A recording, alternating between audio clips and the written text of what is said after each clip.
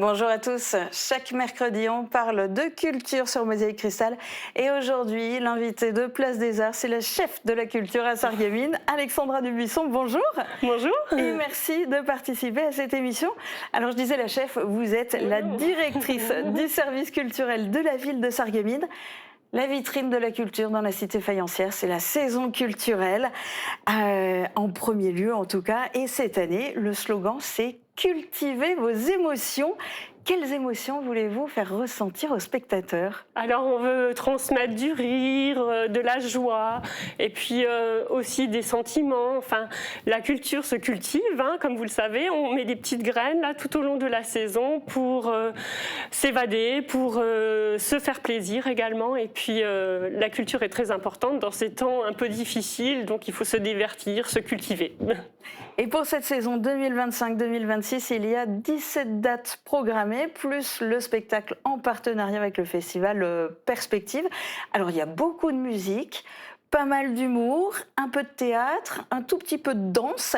Est-ce que vous avez un quota à respecter dans chaque discipline ou bien vous pouvez choisir les spectacles en fonction de vos coups de cœur? Alors on choisit, mais on essaye de faire un petit équilibre, hein, parce qu'en fait on ne peut pas faire que du théâtre ou que de la danse. Enfin, donc on essaie de faire plaisir au plus grand nombre.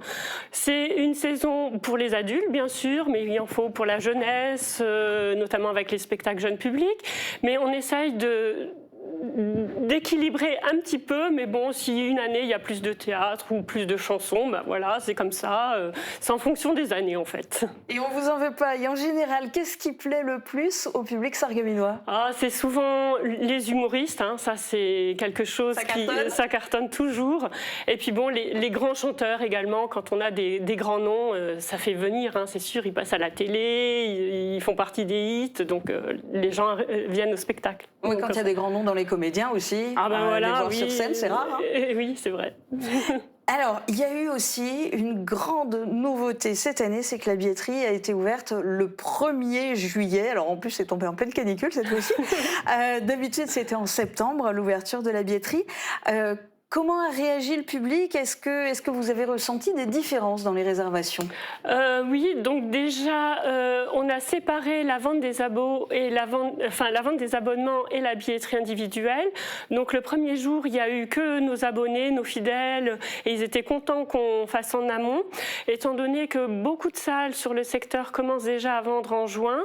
Donc ça permet d'étaler et puis de s'adapter à l'offre des autres salles.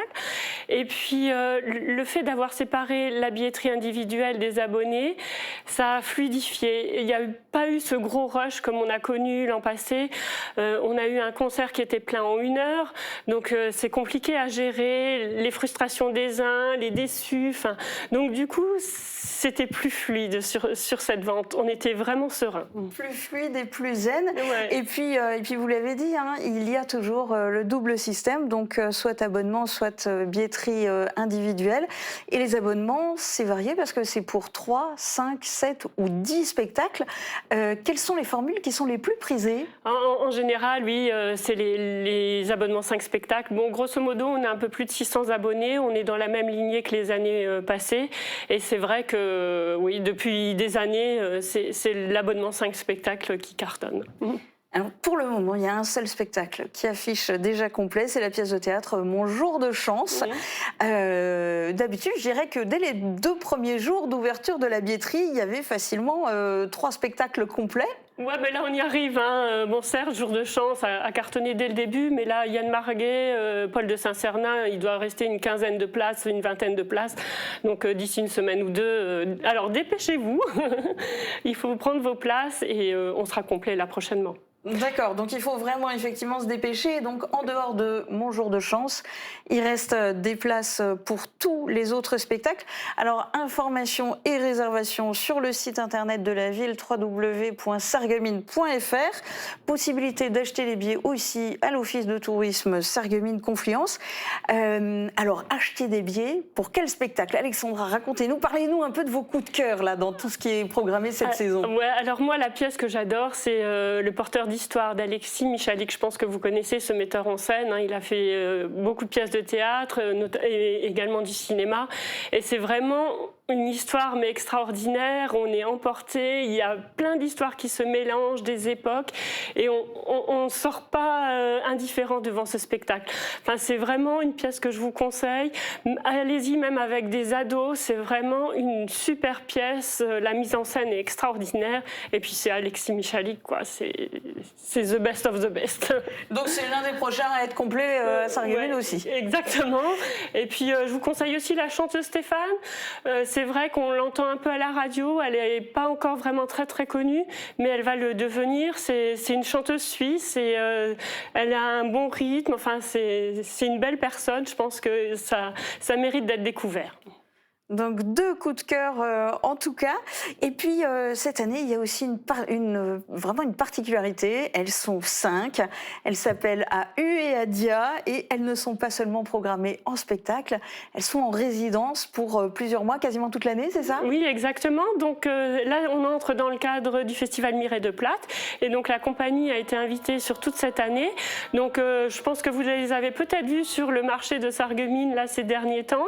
Elles vont aussi travailler avec les écoles, les maisons de retraite, et on va pouvoir découvrir leur spectacle en fin d'année, mais auparavant on va découvrir leur travail au casino cet automne déjà, et donc ça donnera un aperçu de leur travail. Donc c'est un mélange de chants traditionnels, de compositions, enfin vous verrez, vous allez être séduits par leurs prestations.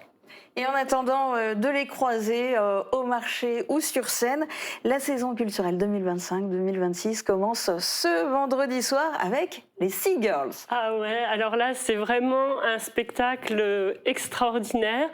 C'est 3 filles d'une 50aine d'années qui font du cabaret, du music-hall, et c'est la vie de femmes, d'artistes à 50 ans, avec les déboires d'une femme de 50 ans sur scène, avec ses problèmes de régime, de beauté qui s'effacent un peu, et puis c'est très drôle, complètement décalé. Je vous invite à découvrir cette pièce, enfin c'est magique. Magique, et donc à découvrir ce vendredi soir. Merci beaucoup Alexandra Dubuisson et très bonne saison culturelle 2025-2026. On va terminer Place des Arts avec quelques suggestions de sorties pour les jours à venir.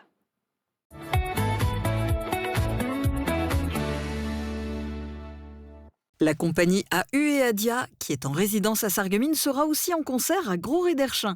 C'est ce vendredi soir à 20h dans le cadre du festival Euroclassique.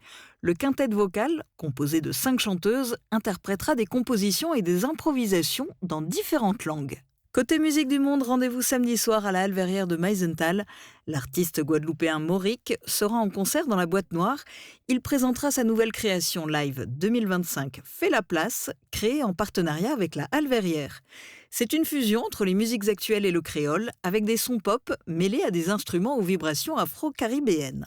Soirée court-métrage dimanche au Cinéma Forum à Sarreguemines, l'association ICAM Productions organise la première édition de Libre Écran avec une sélection de films courts, autoproduits ou issus de la scène locale et régionale. C'est gratuit, mais sur réservation sur le site Hello Asso. Enfin, venez tester votre niveau en orthographe de manière ludique. Le département de la Moselle organise la dictée pour tous. À Ambach, le texte sera lu par l'athlète handisport Michel Munch et son guide Romain Dicher. Et la pause musicale sera assurée par le jeune batteur Benjamin Stock, fondateur du groupe Intemporel.